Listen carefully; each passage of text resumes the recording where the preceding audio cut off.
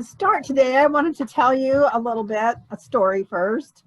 After our last class, I was pondering about my calling as the family history director and wondering how I can help light a fire under the people in my two stakes, because I just can't get people from stakes to get involved. So it was really interesting because I prayed about it one night, and the next morning I got a call from the stake president asking me to speak in stake conference. Thought that was kind of a direct answer to my prayer. But then I started pondering, okay, then what can I do? It's not me that's going to light the fire, obviously. It's the Lord that's going to light the fire. But what can I do to start thinking about this talk? And so I had the thought about Sister Nelson's book, my favorite book, Covenant Keepers.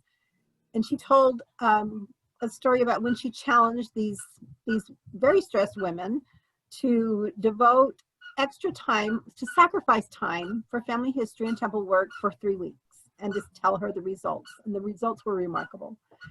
And so I thought I would like to make that challenge for people and hear their stories. And then I could use those stories in my talk. Is that a great idea? Because people love stories and they love real life stories. So I'm issuing the challenge to you, if you wish to take it or not, for 2 weeks to sacrifice a little time for family history. And obviously we can't do temple work right now, but we can sacrifice for family history. And then tell me of the miracles that come in your life. She said they could be all kinds of different miracles. With these women, they were able to not feel as stressed. They were able to get things done that they couldn't usually get done. It could be all different kinds of miracles. So if you don't have to take the challenge, I'm just throwing it out there. And if you do have something special that happens, would you send me an email? I think it'd be so fun to be able to tell those stories in our state conference. And it's not till November, so you have plenty of time. Okay. Okay, so let me just give you the quote that she said in her book. She said, when she made this invitation, she said, "What blessings, miracles, and other positive changes will come to your life? Sacrifice does indeed bring forth the blessings of heaven, because sacrifice is a law of heaven. And when we live according to any law of heaven, heaven responds. When we make a sacrifice to the Lord, a sacrifice that means something to him, heaven is bound to respond." And I've been trying that for about a year, trying to sacrifice a little bit of time each day. And there have been miracles in my life that I can't deny. So anyways, that's my challenge. All right, now to start. Let me make sure I can do this correctly. And now I'm gonna make sure I get to this. On the current slide. Okay, last week we talked about how to do descendant research. This is the way that I do it. This week, and it was mainly in the United States. So this week what I wanted to do is how to do it in other countries. Now the first countries I'm going to talk about, I have the biggest databases out there. So I'll go into a little bit more depth with them. Then the others, I have some general rules of how you can find some information and different sources of places that you can go to look. So this is obviously England. So England is the first place I'm going to talk about. If you have, a lot of you, I'm sure if you have Pioneer ancestors, you have English ancestors. Things to know about England. I'm going to read these and then I'm going to show you what I'm talking about. The General Register Office, also known as the GRO, has birth indexes from 1837 to 1919, and then 1984 to, oh, I missed that part, but it only goes up, the indexes go up to 1919. And then death indexes from 1837 to 2004. The cool thing about these, it's free, and I like to look for babies. You know how last time I was so excited to find a baby. I like to find missing children. And so this is a good place to do that. The nice thing about England is that their church records extend way back, and many of them are indexed and online. There's another website called FreeBMD, Free Birth, Marriage, Death, which has birth, marriage, and death indexes, which is also on Ancestry.com. Their censuses, the good ones, well, the only ones start from 1841, but they only go up to 1911, whereas ours go up to 1940. But they do have a 1939 register, which was just before the war, which is very helpful. So I'm going to show you. Okay, do I escape there? What I'm talking about. This right here is a GRO. And I'm going to give an example too. So I'm just going to show you what they are, and then I'll do an example in a little bit. This is free. All you have to do is register. And then when you want to start using it, you just log in. The reason it's free is because if you want to order the actual certificate, then it costs you money. But they have a system now where I think it's the marriage records or the birth, I can't remember which ones, but you can actually order them online and they will send them to your email within a few days, as opposed to when you have to get them through the mail, it takes a week or two.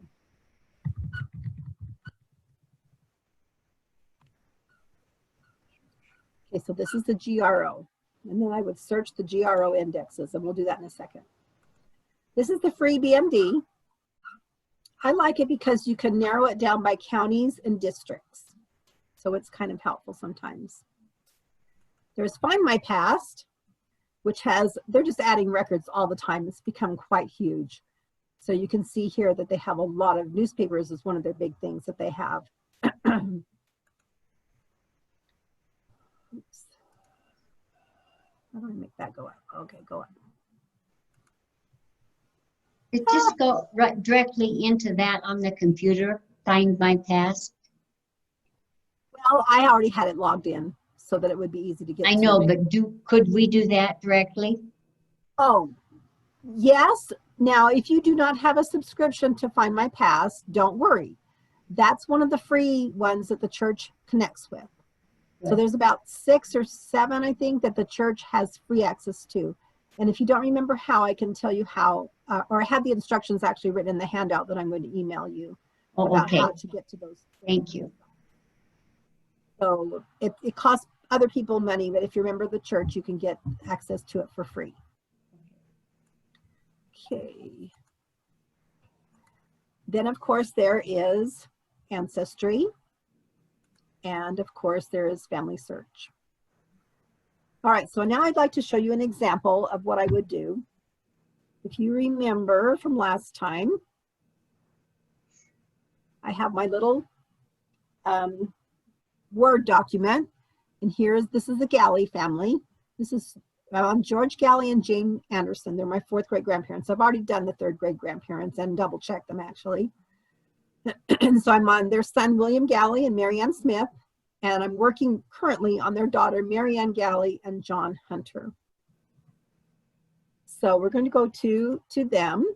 The first thing I like to do is to find them on a tree, if I can. And the way I can do that, I already have the tree pulled up, but let me just show you. I'll go to Ancestry, go to Search, click on Public Member Trees. And I know that her name is Marianne. Oops. And she is married to, short-term memory loss, John Hunter. You didn't capitalize her name, so it doesn't matter? Oh, it's not case sensitive. Now it is spelling sensitive. So if I thought that they might spell it a little bit differently, I could click that word exact, and I like to click these little boxes right here, which will bring up something that sounds like it, something that is similar, or a Soundex version of that name. Okay. And I often do that with last names because who knows how somebody might think that it's supposed to be spelled. Then I do a search. Yay, flying tigers. And that was great because she's not appearing the way she should. So since I already found her, we'll put her here. We could look a little bit deeper, but I don't want to spend the time on it. I could actually put in, oh, I see, because her husband's name is not, yeah, it is John Hunter. Oh, I put it as her child, that's why. Operator malfunction. Put it under spouse. There we go. Now it'll pop up.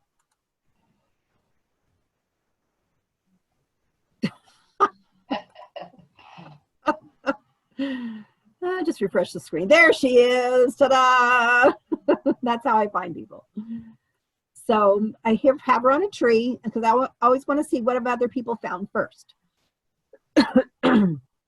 And do they already have the censuses here, which is very nice because that way I don't have to go and look for a census. What I want is, since I'm working on her with her husband and their children, I'm going to want a census that these children are on. So either the 1871 or maybe the 1881 census. I can click on it once.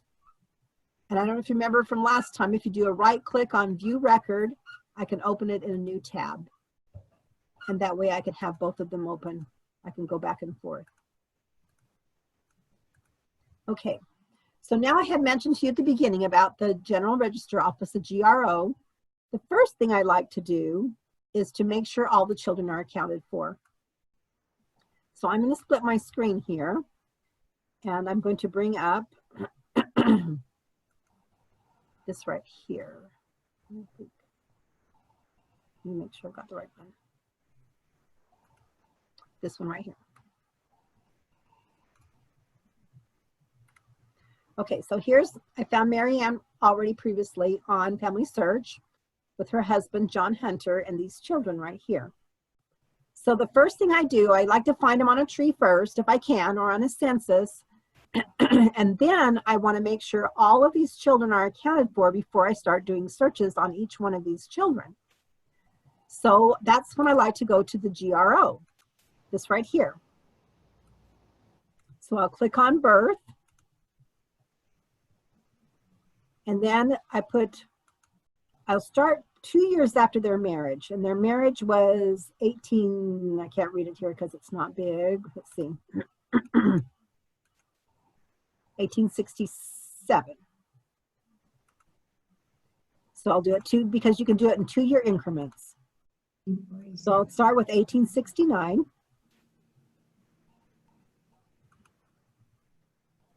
And then I'll put that their last name was Hunter. That's the father's surname. If it's a weird spelling name, you can click this for phonetical sounds, but Hunter's pretty straightforward. And then Galley, I can put here. And again, I could do Soundex search there. And then I need to put a gender, so I'll put female. Click search. And there is Mary Ann Vernon Hunter. And there is Jane Ellen Hunter. So I've got, okay, those two are accounted for. Then I'll go to male. And there's William right there. Now, if there happens to be another child listed here in the same place, Houghton Lake Spring, that's the district, then I'll know there might be a missing child. And in that case, what I do is I will just open up another window. I'm going to copy this. And I'm going kind of fast, so just realize that I can always tell you later. And I will look for his death. Because if I can find that same child that's listed here that I didn't know about in the death records, then I'll know it's likely their child that died. So that's how I go. I just go, and then I can go every 2 years. So since I've already gone 69, 70, 71, so I can go to 73. And it will search the 2 years back and then 2 years forward and do the same thing, male, female, and just keep going until her childbearing years are up. And that's how I have found so many missing children this way. It's really, really a wonderful thing to do. Okay. So that's basic with England. The things that you need to know, and they'll be in the handout as well, is to know about the GRO, to know about the free BMD. You can use Find My Past if needed. Remember that on Family Search, you can go to find records farther back. Now we're looking mainly in the 1800s when we're doing this low-hanging fruit, but it's good to know that you can go to the Family History Library catalog. And always remember, when you get out of the United States, things are on a village or a town level. So I could type in like Corn State Colliery. And nothing popped up, so I could type in another place where they were from. Let's see, like East Rainton, see if that's there. There it is. Just in case it may not be indexed or something, and you can see the records that are for that town there. Okay, so for England, find them on a tree, find them on a census, check the GRO, and then just like I taught you last week with looking at that census, like on the 1881 census, I go to their first child, Mary Ann Vernon. Oh, she's not on the 1881 census. So she's probably on the 1871 census. Maybe she got married, or maybe she died.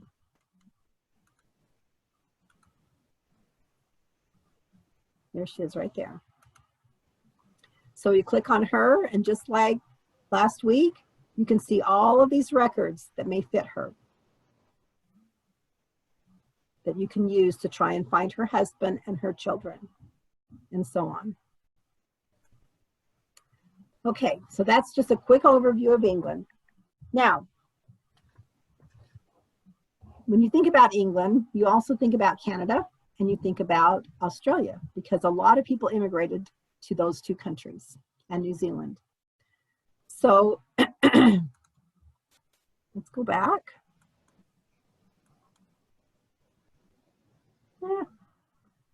Keep getting there.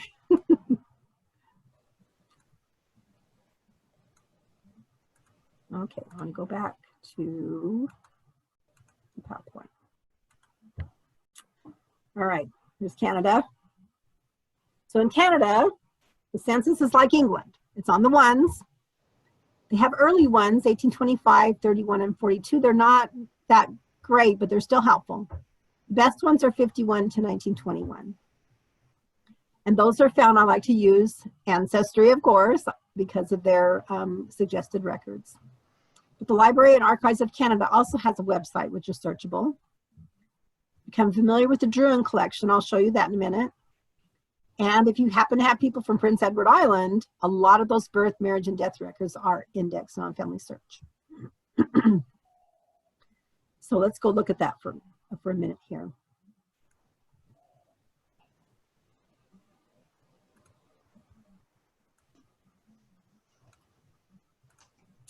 Okay. So here for Canada, if you want to get to the Canadian census records, you click on Search, Census and Voter Lists. Right here is their census collection. And if you scroll down, here's all the different censuses that you can choose from. Here's the Library Archives of Canada. You can see what the collection that they have here. And then I mentioned the Druin collection. What it is that the Druin collection is mainly for Quebec.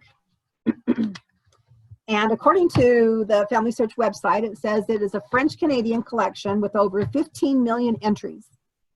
In Quebec, under the French regime, there were two sets of records kept, a copy for the civil government archives and a copy for the ecclesiastical church archives. This collection is a civil copy of both. It's extremely valuable if you have somebody from Quebec. The way you can find this is you go to Search and click All Collections.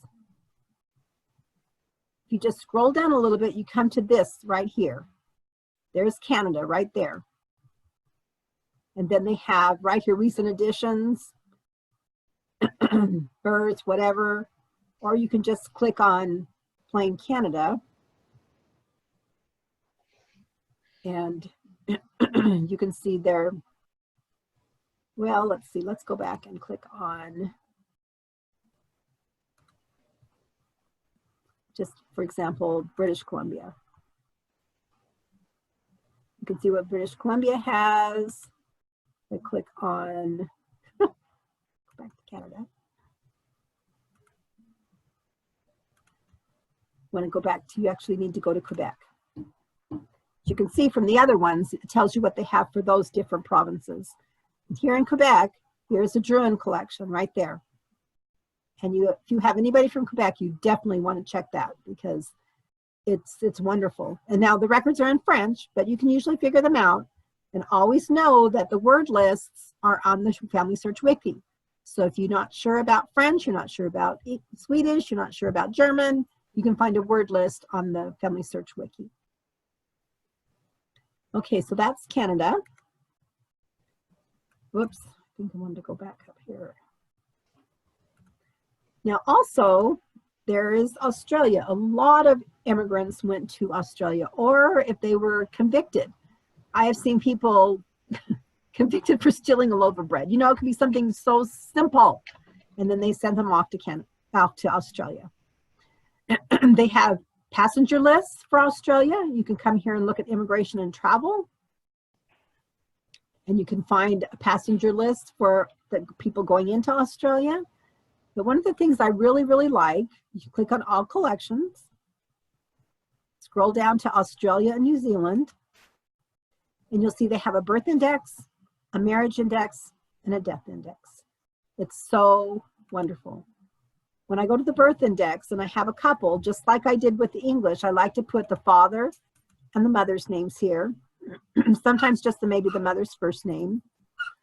I could put maybe a 10-year range up here if I wanted to or not, and just see if I can find all the children for that couple.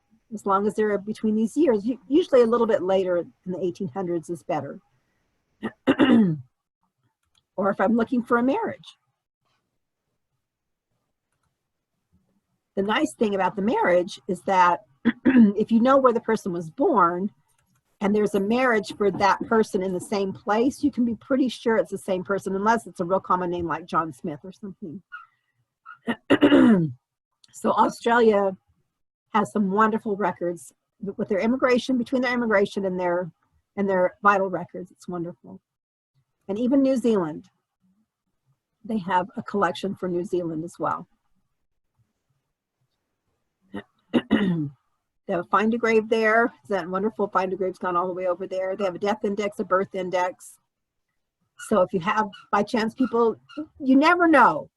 I am researching right now for one of my clients, and I can't tell you how many times some of the descendants of her ancestors have ended up in either Canada or in Australia. Some of them in New Zealand. And it's been really fun to track them down. And don't be surprised. Always remember, check those public member trees. You will be surprised at how many times people from Australia or Canada or wherever have a tree on Ancestry. Okay. So Canada, Australia, Sweden. I really wanted to talk a little bit about Sweden. Hopefully you all have people from Sweden. Swedish records are incredible. They have birth marriages. A lot of them are indexed at least from 1859 to 1947, and marriage for these dates and deaths for these dates here. Family searches also have a lot of them indexed. This right here, this household record, it's called the Hus for Horslang. I'm sure I'm botching this pronunciation of it. But what that is like a running census that the minister kept. He records when they came in, he records when they came out of the parish, he records their communion, he records their exact birth date, he records a lot of times when they got married, he records their death. If one of the children got married, it crosses them out and puts Vigda, that means marriage, and where she moved to. So these are fabulous records. Family Search, Ancestry have these records. Well, Family Search has them microfilmed, and they're digitizing them as fast as they can and indexing them as fast as they can. And so they're starting to appear as sources next to your Swedish ancestors on Family Search. But they're also on Ancestry, both the actual digitized records as well as the index records. And then there's a pay site called Archive Digital, but it's free at the Family History Center. Someday when it's open again, then you'll be able to go and have free access to that. And they have massive indexes and wills, which I'm trying to get familiar with, but I'm not quite there yet. So just let me give you a quick example of how awesome these records are. Well, all these people have the same indexing core group that's doing it and then sells it to everybody? Or are they doing their individual indexing? What, Archive Digital, you're saying, or what? Well, you know, Ancestry and Family Search, and now you're introducing this to MyHeritage. I think they all have their own indexers. Or if, because they're collaborating with us, it could be that they're getting indexes from us too. Okay, let me get to the right place here. I want this here. I want this over here. Okay, yeah, this is what I want. Okay, now, the nice thing about the birth and marriage records for Sweden is that they often include, on the birth records, they often include the parents' birth dates, which is incredible. You could do a search for a parent name and their birth date and see what children pop up. The marriage records often will have the birth date of the people getting married. So I have to give you a little confession here, because I thought I would use it as an example. My great-grandfather's family, and show you how you would look for children. And in the process, I'm going to show you what I found.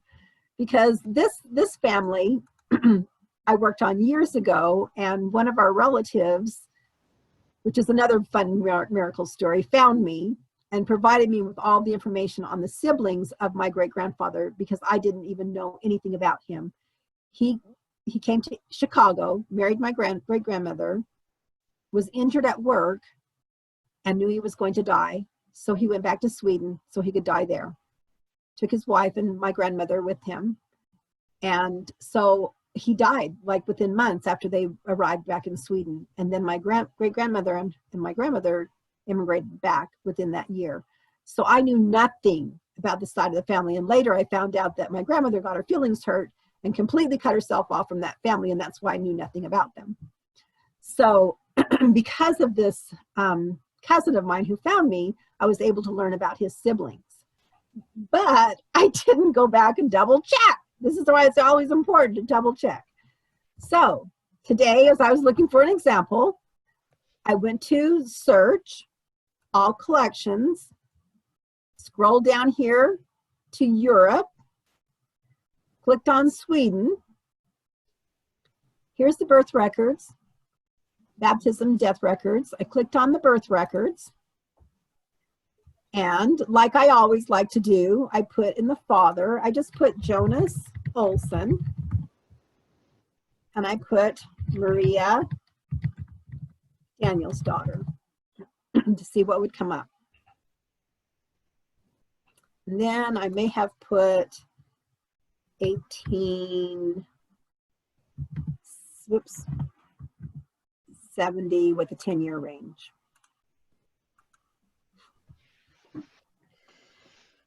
So all these children popped up. There's Johann Alfred right there. Whoops. There's Franz Ludwig right there. Hannah Matilda, or Anna Matilda right there. Carl Victor right there. Olaf right there. And Hulda Charlotta right there. But I'm not sure why it didn't pop up that time, but when I did this earlier, this other Per Olaf appeared. Whoops. Look at this guy right here, Per Olaf. See, here's Per Olaf right here. Could that be an easy mistake to make? I could say, oh, there's Per Olaf right there, 1881. Oh, that's not the right date. This Per Olaf was born in 1881. This Per Olaf was born in 1862. So I clicked on this Per Olaf, looked to see what suggested records are there. Swedish births from the Swedish Death Index. So I opened that,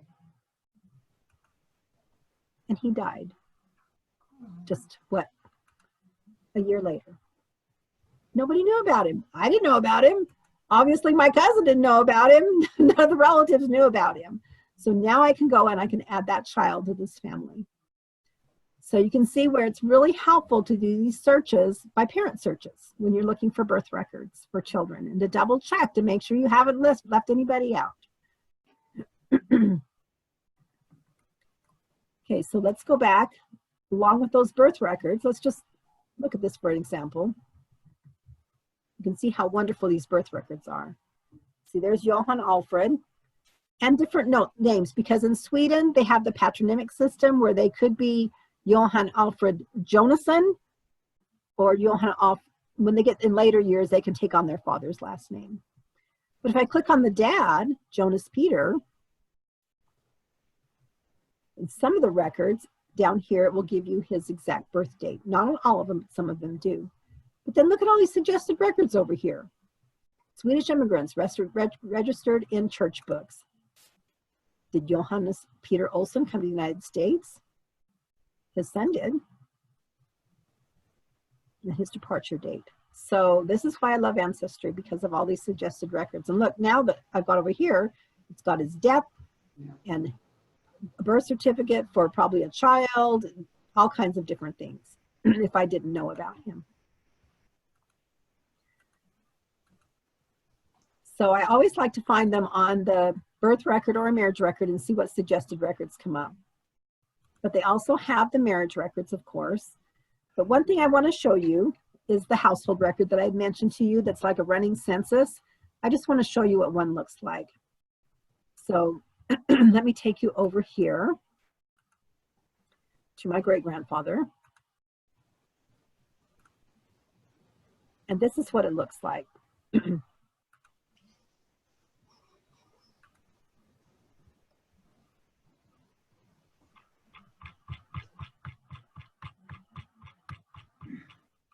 There he is. He's crossed out because he's either dead or left. In Sweden, in these records, they give his exact birth date. And I know you can't tell what that is, but it's actually Christvala, which is the village that they're in right now, or the parish that they're in. It says right here, this is what they call Hitflyttad. That means that they were coming in. So he came in to this parish from North America in 1890. And this column up here is Dodd. If you don't know what these words are, the Swedish word list is in the Family Search Wiki. It tells me his death date. Then if you go over here, this is where they will record oftentimes their different communions or whatever. And it goes on over here. Oh, and you see my grandmother even says she was born in Chicago.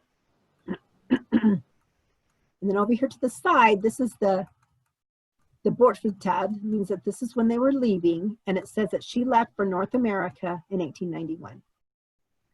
This is so valuable, because if you find them on one of these records and then you can't figure out where they went, on one of these columns it's going to tell you where they moved to.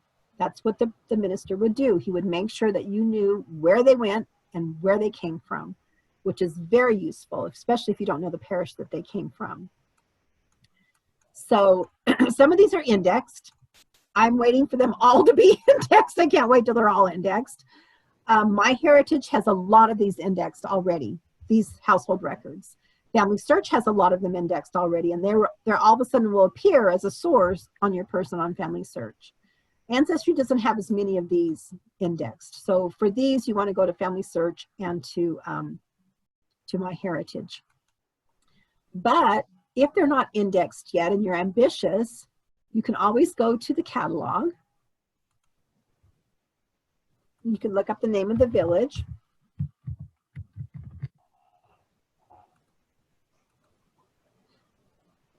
And click on church records. This is Kirkobacher, that's the church book. And look, they've all been digitized. They're not all indexed, but they're all digitized, so you can look at them. When I lived in Dallas, I had a drawer full of Swedish records, because at that time we had to order the microfilm, just rolling it little by little, and now you can do it just from home to look up all these records. Okay, that's a quick thing on Sweden, and then Denmark is another country where a lot of members of the church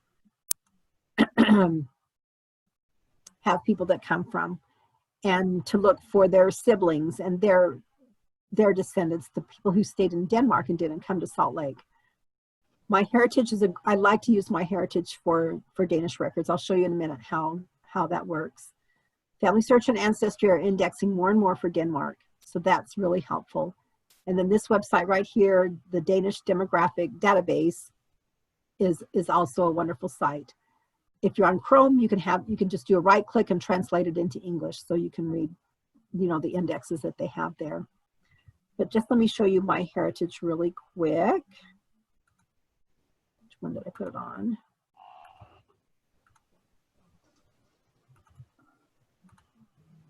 Maybe it's on here. There you go. Oh well, I'll just type it in.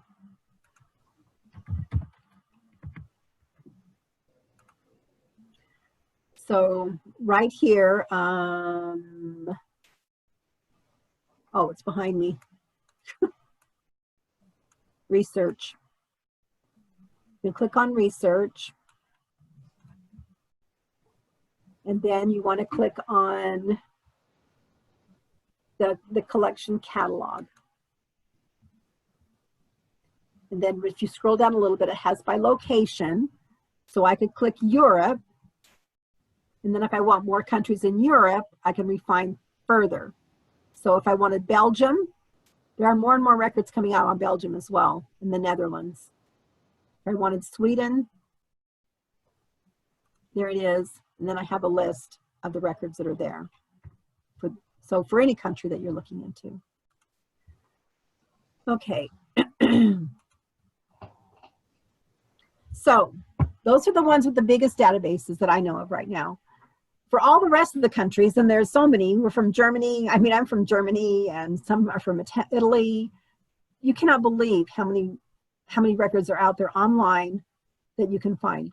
So here's some general guidelines for whatever country that you're looking at.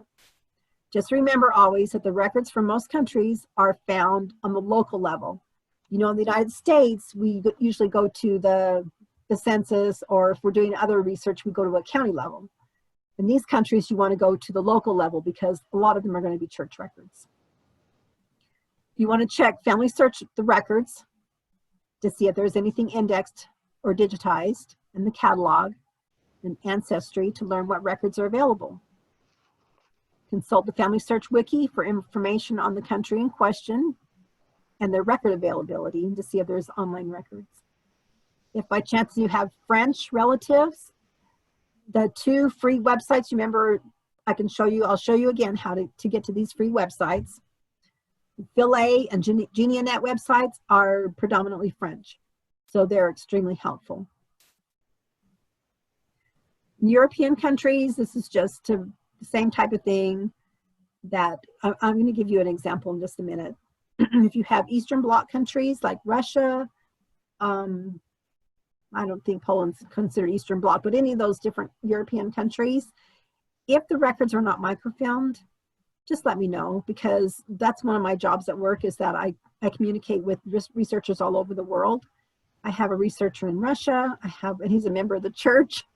I have one in the Saratov who can do the Saratov archives if you have Volga German ancestors. I have one in Poland who does a lot of that area. I have one in Bulgaria, in Italy. So if the records are not digitized and you're trying to find your ancestors, maybe moving back as well as coming forward with the descendancy, just contact me and I can get you their email addresses. How about Mexico? Mexico, okay, I'm going to show you Mexico really quick too.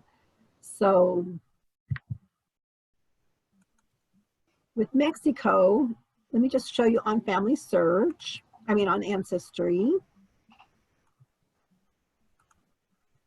If you notice, when you're looking for the countries on Ancestry to see if there's any records, when we scroll down here, we did not see Mexico here. We saw Europe with all the different European countries that you can click on and look to see what records are available. We saw Canada, we saw Australia, but there's no Mexico here, no Africa, no South America. So where are those records? You come up here to search, And I don't know how anybody would ever find this, but you go to the card catalog, and if you scroll down, here's all these different countries. So if I want Mexico, I can click on Mexico. And that's weird. Irish immigrants in North America for Mexico. Mexico has a lot of records indexed on Family Search. Look at that, 41 million right here. And they even have them by different, of their different states as well. And you can check on one. For example, I think I was looking in Chihuahua once. So I clicked on that and I was able to do a search for some of the records there. So there's just a ton here, but how would you ever have found it? What if I want to look for a different one? Oops, I went back too far. Let's say I had somebody in South Africa or in Africa. I want to see what records are available there. There's a lot of index records for South Africa online as well on Family Search. And on Family Search and Ancestry. So you can see a lot of the records that are here for South Africa. So all you have to do, if that's not on the front page in the country that you're looking for, then come here, go to card catalog, and see if you can find your country to see what records that Ancestry has. Then if you're looking on Family Search, just a reminder where to go to search, go to the catalog, and hopefully you know the village that they came from. If not, then you need to talk to me so I can help you find that village. And you'll type in, let's see, for example, oh, what's the name of that town my ancestors came from? Here's one of them. It's time you go. I can see what church records are available there. Don't be afraid that you can't speak the language. It's what the gift of tongues is all about. You can figure it out. And with the help of those word lists that they have on the wiki, and they have them often indexed right here. That little magnifying glass means that it's indexed, and I can look on the index to see what I can find for that village. Now, just to show you how to sign up for those free accounts, when you're on Family Search, you see this little question mark right here in that circle. If you click on that, there we go. Then click on Help Center. And down here it's Partners, and then Partner Access. Now, let me just tell you that I had two friends that I was walking this through on, and they did not have Partner Access on this page. So I'm going to show you this first, and I'll show you a workaround. And here's the free sites listed. All you have to do is, once you're logged into Family Search, it's easy. All you have to do is click Join for Free, and you just click on it, and it just walks you through the process of getting it for free. If, by chance, Partner Access is not there, log into Family Search, and on the handout, I give you a link, but if you lose it or something, you just do Partner Access, Family Search, and then just go to it that way. So that's how you get those free sites. Okay, let's see. Okay, so what I wanted to end up with are other methods. I told you my main method.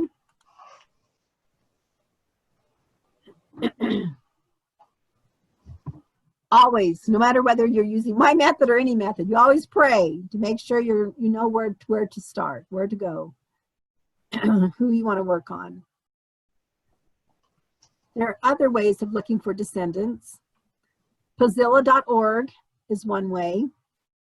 Pozilla has, they connect with Family Search, and then they show you where the end of lines are that might have not been researched. My only struggle with Pozilla is that, how do I know it's correct from me back to that person that they're coming down from? When I do it my method and I'm working back generation by generation, I know I've got it correct back to so many generations. There's a fairly new thing called Family Search Hope Chest. I haven't had a chance to really investigate it yet, but some people really love that, and it helps find the missing people. the fan chart on familysearch.org. I want to show that to you really quick if you're not, oops. Yeah. If you're not as familiar with that.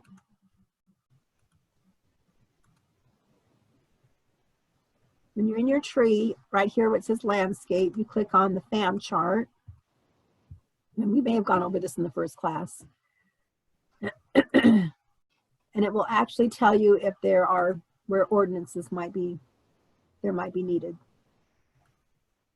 So it's kind of a nice little place to look. Like this one says green. I'll want to look and check and see what's the deal with that one.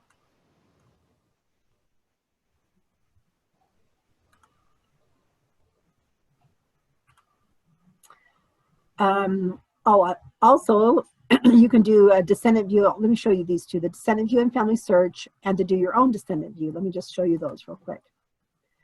So let's say I wanted to look at the descendants of Heinrich Bart here. So I'd click on him. I would go to the tree. And once his tree is here, I could click on descendancy. And it gives me all of his descendants. Hey, And it's kind of hard for you to see here.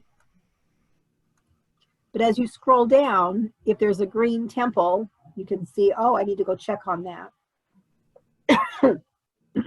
And then you can click on each of these children to look at their descendants. Or you can do 4 generations, which gives you more. One thing I do sometimes is I'll click on Heinrich and I'll go to his tree.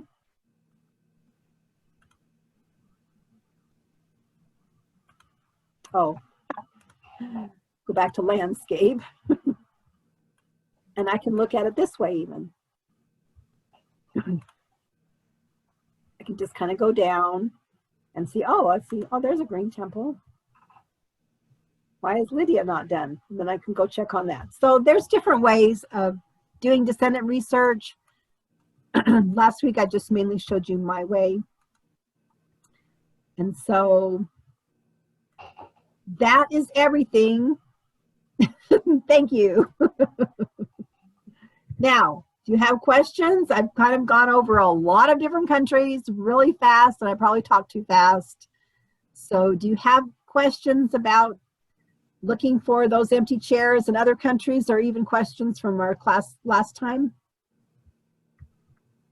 Diane, okay, you remember how you said you right click on new tab? Is that what you said to split the screen so you can see ancestors? Oh, you want me to review that real quick? Let me review Yeah.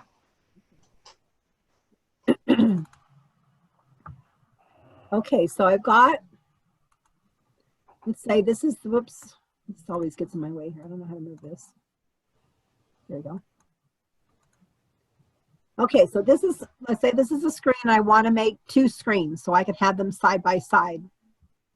If you click down here on your Chrome, do a right click on it till this menu pops up, and then click on Chrome. It brings up another one. Then if I click this middle box here, it makes it smaller, and then I can just go back and forth like this.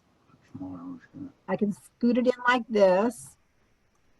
And then I lost the other one when I was going back and forth. But I can do the same thing with this. Click that middle button and scoot it over here. And then anytime you have the edge, just hover it there till it makes a little arrow, and you can make it go have whatever size you want. Does that help? Yeah, we'll experiment with that. We'll try it. If you have other questions. Will you do that the split screen one more time?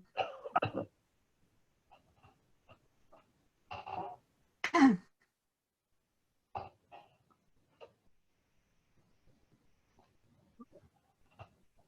I bring up a screen. This is just I brought up a screen, and I want to bring up another screen. So I do a right click on this little round Chrome button.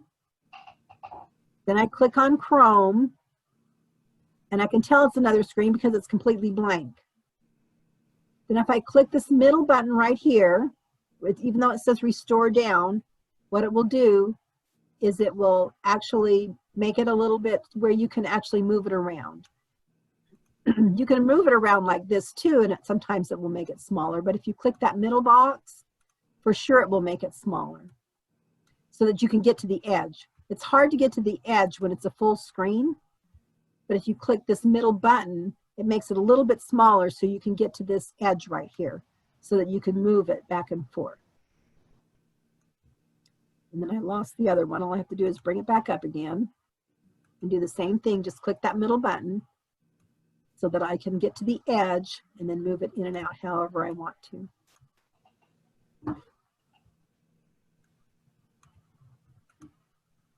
I have another question. Is the handout going to cover both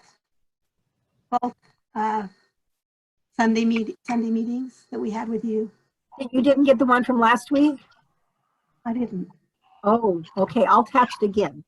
And Not last week, The week 2 before. weeks ago. Yeah, 2 weeks ago. Oh, you mean 2 weeks ago, right? Yeah. Yeah. I thought did any of the rest of you get the one from 2 weeks ago? No, yeah, No? Maybe Yeah. I didn't. I did. yeah, we got it We too. got it. Missed it, but I don't remember getting it. But you got my reminder today, so I had your right email, right? Yes, I got the Okay. reminder. Okay, good. I had the correct email. All right. I saw it on Facebook. I thought. Oh, the I'd have to go invitation look. I'd to, have to go look. okay. But I went to Facebook to find this. Diane, what about Norwegian research? Is it similar to Sweden or is, It is quite similar to Sweden. I didn't cover that because I'm not as familiar with Norway.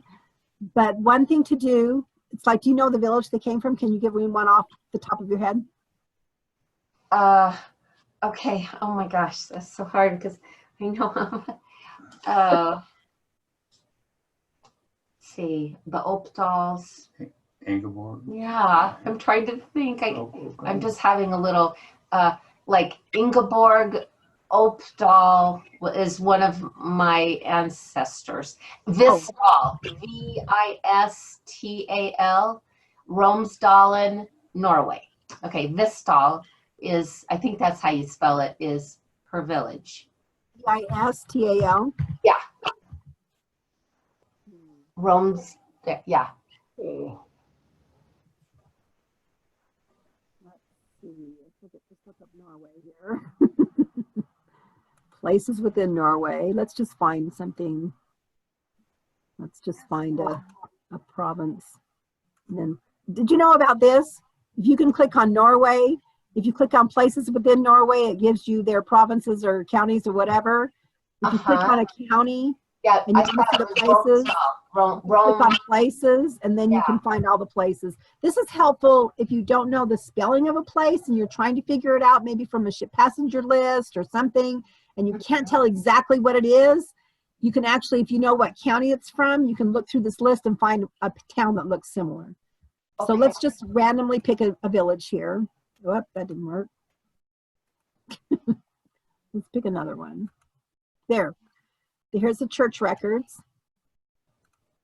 Church booker, it looks almost the same as Sweden. And then you can see what they have here. Dopta is probably death. And then confirmation records, and that's probably marriage, bidde. And birth, that's died at birth. The graven is buried. Here's it coming in to the record, coming into the place, coming out. I'm not sure which one means birth. Probably the confirmation, maybe. Maybe adopta means birth. It could be. Yeah, that's probably it. Instead of fogda, it's adopta. And so then you can look at the indexes here. These are available at the Family History Center. When they have that key over the top, that means you have to be in any Family History Center to do it. And if you want to ever look at ours, just let me know. I'll let you in. Okay, thank you. Here, this is only on microfilm. So this is a quick way to look at it, but if you wanted to find out what Ancestry has, you could go to Ancestry. and do that all collections. Then come down here for Europe, click on Norway, and see what records they have here that you could look at all these 21 million baptisms. So they have some there. Okay. If you want to look at My Heritage to see what they have there. All the different search engines are, you know, I like Ancestry search engine the best because it's the easiest for me to navigate, but some of these are just really helpful.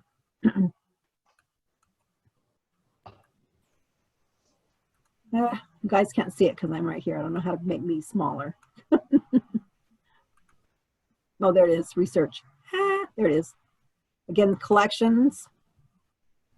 And then you could come down here to look at Europe. And then try to find Norway and see what they have available. Okay. So if you have a country other than the one that I mentioned, this is a good rule of thumb to find them. Those 3 places, 3 main places, except for France. Then you can do those other 2 websites I talked about. Now, also, one thing I just want to mention also, if you just don't even know for sure what there might be out there, go to the wiki.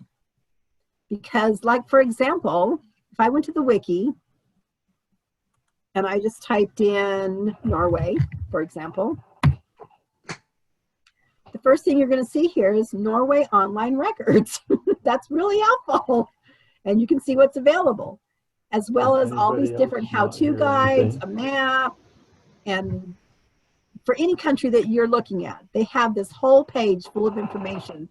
But I love this, the online genealogy records that you can go look at. And that's the wiki, is that what you said? Right, it's right here, Under search, search. and it's at the very, Oh, very okay. bottom, research wiki.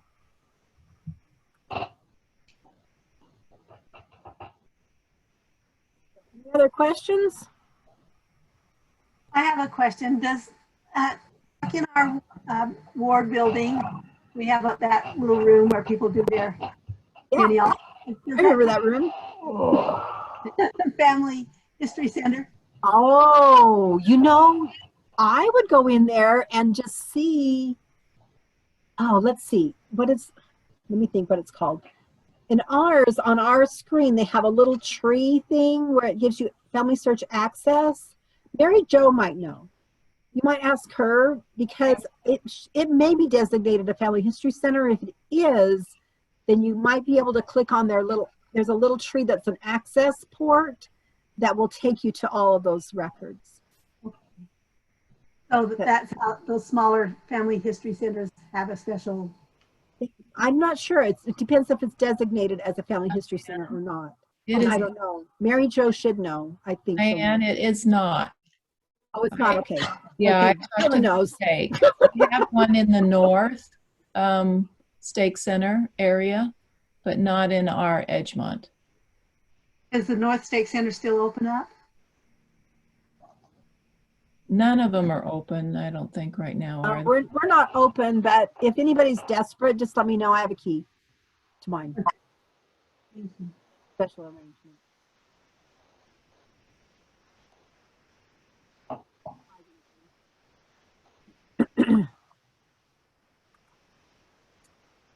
Okay, are we good? Yeah, yes. Thank you very, very much. Thanks, So, Diane. Thank you. It was lovely. we need to have a closing prayer, and I think that we decided that if you're interested or anybody that's interested, I'm going to teach one more class. This one's going to be on immigration to help you if you can't find the place overseas that your ancestors from. That's one of my specialties, is trying to find the village, because like I said, all those records are in the villages. If you don't know the village where they came from, then you're kind of stuck a little bit.